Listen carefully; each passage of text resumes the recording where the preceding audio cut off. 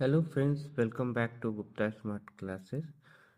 आज हम लोग जो पाइथन सीरीज है उसमें जो फर्स्ट सेम में पाइथन प्रोग्रामिंग आता है उसके इम्पोर्टेंट क्वेश्चन देखेंगे जो एग्ज़ाम पॉइंट ऑफ व्यू से इम्पोर्टेंट। फर्स्ट ऑफ ऑल मैं ये बोलना चाहूँगा कि ये प्रोग्रामिंग सब्जेक्ट है, तो इसमें गेस करना it's a very difficult because programs आते हैं।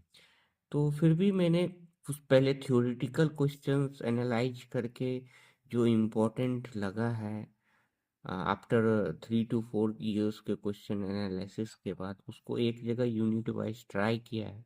इतना करने के बाद आपको थ्योरी प्लस मैंने कुछ प्रोग्राम्स को भी रखा है। आपको 50 मार्क्स का इससे आना चाहिए, ठीक है। बट अगर आपको बहुत ही अच्छा करना है तो जो असाइनमेंट्स प्रोवाइड किए हैं वही बेस्ट है, उसी को करना है, ठीक है। तो यूनिट 1 जो है, फर्स्ट जो unit flow chart and algorithm, तो इसमें देखिए क्या है, थ्योरेटिकल पार्ट क्या है। तो describe algorithm and explain the characteristics of algorithm, इसका भी मैंने एक पढ़ा दिया है क्लास में, वीडियोस भी अपलोड है तो वो देख सकते हैं। कैरेक्टरिस्टिक्स मुझे लगता है पूछना चाहिए। कैरेक्टरिस्टिक्स ना पूछे तो एडवांटेज या डिसएडवांटेज पूछे तो आप डिसएडवांटेज फ्लो चार्ट और एल्गोरिदम का मोर और लेस सेम ही है। तो अगर आप सेकेंड है define flow chart and draw symbols of flow chart, ये करना है। अगर importance and limitation of flow chart कर दो तो फ्लो चार्ट का लिमिटेशन मतलब डिसएडवांटेज, मतलब उसमें क्या प्रॉब्लम है। तो लार्ज प्रॉब्लम के लिए उतना एप्लीकेबल नहीं है, तो सेम चीज एल्गोरिदम के लिए भी होता है, तो दोनों का डिसएडवांटेज हो गया। अब इतना ही थ्योरेटिकल क्वेश्चन बनता है यूनिट 1 से। और उसके बाद इसमें क्या है कि इसमें फ्लो चार्ट पूछते हैं, किसी भी चीज का पूछ सकता है। तो मुझे लगता है मैंने दो इस साल के लिए एक्सट्रैक्ट किया है, एक स्वैपिंग ऑफ टू वेरिएबल, और ये क्वेश्चन सबसे ज्यादा पूछा हुआ है कि फाइंड मैक्सिमम 3 नंबर, ठीक है। तो कुछ भी पूछ सकता है फ्लो चार्ट एंड एल्गोरिदम का एग्जाम्पल के लिए। Your logic should be clear. Algorithm और फ्लो चार्ट में डायग्राम बनाना है, एल्गोरिदम में स्टेप बाय स्टेप्स लिखना है। इसका होल चैप्टर्स का वीडियो मैंने अपलोड किया है, आप देख सकते हो, ठीक है। अब ये difference between flow chart and algorithm, यहाँ तक यूनिट 1 हो गया। अब यूनिट 2 में आते हैं। तो यूनिट 2 में देखिए पहला तो फीचर्स ऑफ पाइथन इम्पोर्टेंट हो गया, इसको फीचर्स ऑफ पाइथन लिखना है। फिर सबसे इम्पोर्टेंट ये दोनों मुझे लगता है, फीचर्स ऑफ पाइथन और right describe variable and write down rules for choosing names of variable. तो देखिए अगर आइडेंटिफायर को मैंने हटा दिया है लेकिन सेम रूल्स है आइडेंटिफायर के लिए भी। तो अगर आइडेंटिफायर एग्जाम में पूछता है तो वेरिएबल की जगह आइडेंटिफायर लिख के बना देना, ठीक है। तो ये इसको वेरी इंपॉर्टेंट कर लेना है, ठीक है। Describe data type, explain any 3 data types, तो ये सिंपल सा है। मेरे अकॉर्डिंग ये हो सकता है आपको पूरा ही पढ़ लेना चाहिए क्योंकि ये सिंपल है डेटा टाइप्स, ठीक है।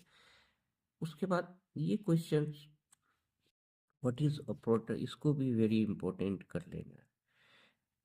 ऑपरेटर एक्सप्लेन, कोई मैं तो कहूँगा इसमें मैंने 4 ऑपरेटर का नाम रखा है।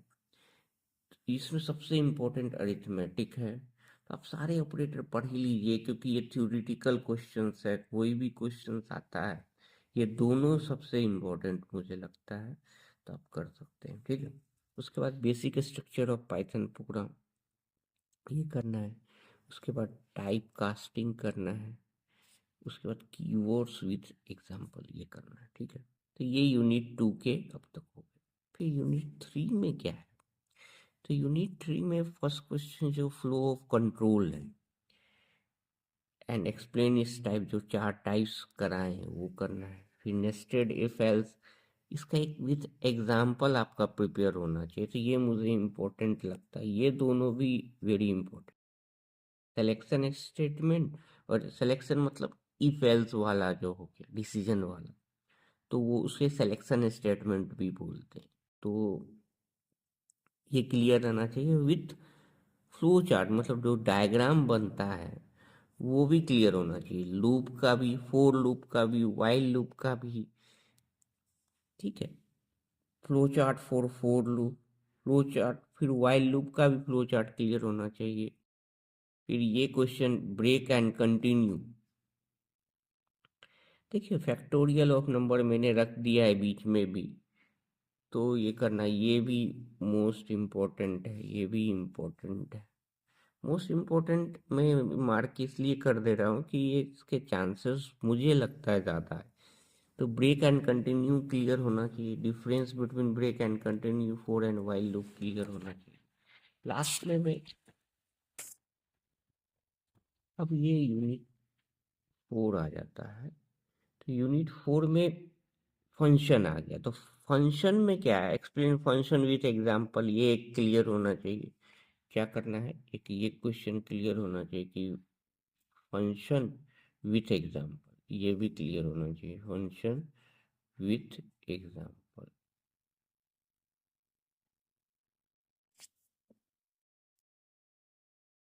ठीक है, अब उसके बाद क्या है, difference between library and user defined function, differentiate global and local variable. तो ये दोनों को मोस्ट आईएमपी कर लेना है। तो ग्लोबल एंड लोकल वेरिएबल का जगह स्कोप भी पूछ सकता है, तो मैंने अच्छे से इसे कराया है, आप देख सकते हैं। ठीक है, टाइप्स ऑफ आर्ग्यूमेंट्स, जो 4 टाइप के आर्ग्यूमेंट्स है वो करना है। तो विथ एग्जांपल, तो उसमें स्टार्टिंग के जो आर्ग्यूमेंट्स बताएं, दो टाइप्स है वो कर लीजिए, बट मैं तो कहूँगा चारों कर ही लेने का। जब आप थ्योरेटिकल पोर्शन देख रहे हैं तो सब कर लेने का। Explain arguments and parameter with example, तो ये भी कर लेना है।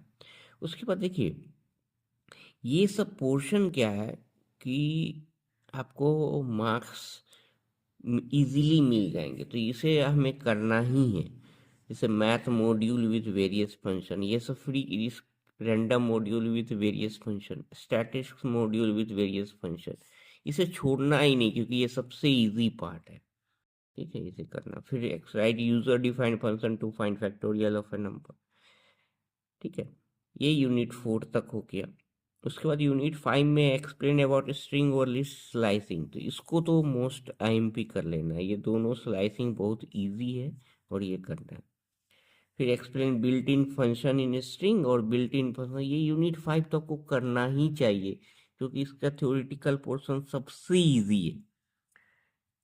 फिर सेम, क्योंकि जो स्ट्रिंग में होता है वही लिस्ट में होता है, तो एक आप समझ गए तो दूसरा ऑटोमेटिक समझ जाइएगा। ठीक है, डिफ्रेंशिएट इन लिस्ट ऑपरेशन में इंसर्ट और अपेंड, और मैंने लिस्ट ऑपरेशन वाले वीडियो में ये कराया है, तो आप ये कर सकते हैं। फिर नेस्टेड हो गया, फिर स्ट्रिंग ऑपरेशन विथ एग्जांपल हो गया। तो ये स्ट्रिंग ऑपरेशन लिस्ट में भी होता है, तो सेम याद रखना। उसके बाद देखिए, प्रोग्राम को वेरी डिफिकल्ट है एनालाइज करना क्या आएगा, फिर भी मैंने चैप्टर वाइज टोटल 17 रखे हैं। तो ये आप देख सकते हैं कि algorithm and flow chart to find sum of n numbers, इतना तो आपको करना चाहिए। और मैंने क्या ऑब्जर्व किया, जो आपके लैब मैनुअल्स में जो प्रोग्राम है वो ज़्यादातर पूछे गए, तो उसको करना है। तो जिसको भी अच्छे मार्क्स लाने हैं तो ये प्रोग्राम्स इतना तो आना चाहिए। उसमें भी सबसे इम्पोर्टेंट क्या है, factorial, sum of n numbers और प्राइम नंबर्स, ये करना ही है। ये राइट है, find program to find factorial, prime और नॉट, ये दोनों मोस्ट इम्पोर्टेंट है। ठीक है, सम ऑफ एन नंबर्स ये करना है। ये आप फिबोनाची भी देख सकते हो। इसमें देखिए, प्रोग्राम टू जनरेट पैटर्न्स, ये भी बहुत बार पूछा, कोई भी पैटर्न, ये स्टार वाला जो पैटर्न बताए थे, तो ये आपको कर लेना चाहिए। ठीक है, इसी तरह मैंने सब चैप्टर से जो इम्पोर्टेंट होता है, फिर प्राइम हो गया, फैक्टोरियल हो गया, इसको मैंने ज़्यादा इम्पोर्टेंस दिया है, ये आपको करना है। ठीक है, ये चांसेस ज़्यादा लगते हैं करने के। बाकी ये सारे प्रोग्राम्स मैक्सिमम मैंने मैनुअल से ही लिए हैं, तो ये आपको करना ही चाहिए। ठीक है, तो इतना करने के बाद होपफुली इससे 50 to 60 मार्क्स का आ जाएगा। और कोई भी डाउट हो इससे रिलेटेड मैंने सारे चैप्टर के वीडियोस भी डाल दिए हैं। प्रोग्राम आपको खुद से करना है। तो अगर आप ये थ्योरेटिकल पोर्शन में सबसे इम्पोर्टेंट हो जाता है यूनिट 2, 4 और 5। यूनिट 1 तो में थ्योरेटिकल पोर्शन, यूनिट 2, 4, 5 एटलीस्ट आप करते हो तो पास हो जाओगे। तो जो जो आईएमपी मैंने थ्योरेटिकल में रखा है उसे तो करना ही है। ये करने के बाद आप एटलीस्ट पास हो जाओगे। और ये टोटल यहाँ तक 33 और 17 प्रोग्राम करते हो, इससे 50 से 60 मार्क्स का डेफिनेटली एग्जाम में आएगा। Thank you very much. कोई भी डाउट हो तो kindly put in the comment section. Thank you.